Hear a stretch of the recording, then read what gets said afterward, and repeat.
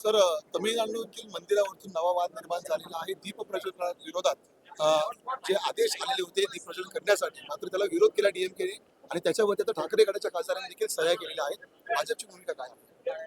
वारंवार मी सांगतोय, उद्धव ठाकरे हे हिंदू हृदय सम्राटचे मुलगा किंवा त्यांचे सुपुत्र आता तुम्ही सगळ्यांनी विसरून गेलं पाहिजे. उद्धव ठाकरे हे जिहाद हृदय सम्राट झालेला आहे आणि त्याच्यावर परत एकदा शिक्कामोर्तब झालेला आहे.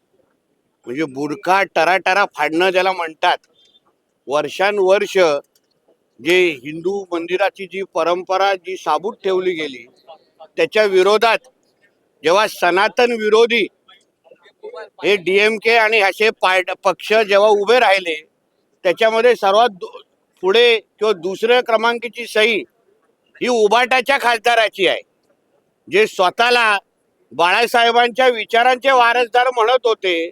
आता ते मोहम्मद अली जिनाचे विचाराचे वारसदार म्हणजे उद्धव ठाकरे झालेले आहेत. उद्धव ठाकरेंनी आता फक्त हिजाब किंवा बुरखा घालूनच आमच्या विधानसभेमध्ये किंवा या सेशनमध्ये यावं एवढंच राहिलेलं आहे.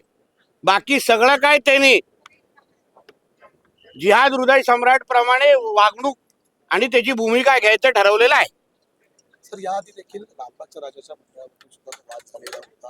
दुसऱ्यांदा आता हिंदुत्वाविरुद्ध जेव्हा जेव्हा हिंदू विरोधी भूमिका घ्यायची आता वेळ येते, जेव्हा जेव्हा हिंदुत्वाच्या विरोधात भूमिका घ्यायची वेळ येते, तेव्हा तेव्हा उद्धव ठाकरेचा पक्ष उभाटा हा सर्वात पुढे असतो. आता त्याच्या शिक्कामोर्तब होत चाललेला आहे.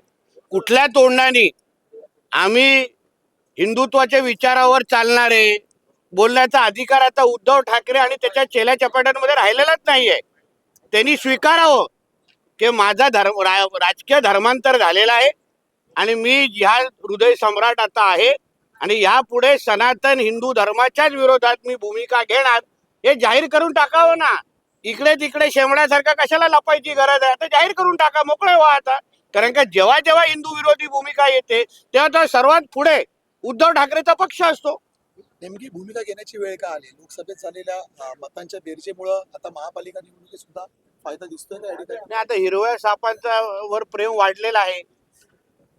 हिरव्या सापांनी ज्याप्रमाणे येऊन लोकसभेमध्ये यांना आशीर्वाद दिला, यांना बाजूनी मतदान यांचा खासदार निवडून आले आणि म्हणून यांना आता हिंदूंच्या मतांची गरजच वाटत नाही. म्हणून तर हिंदू विरोधी परत परत भूमिका घेत आहेत.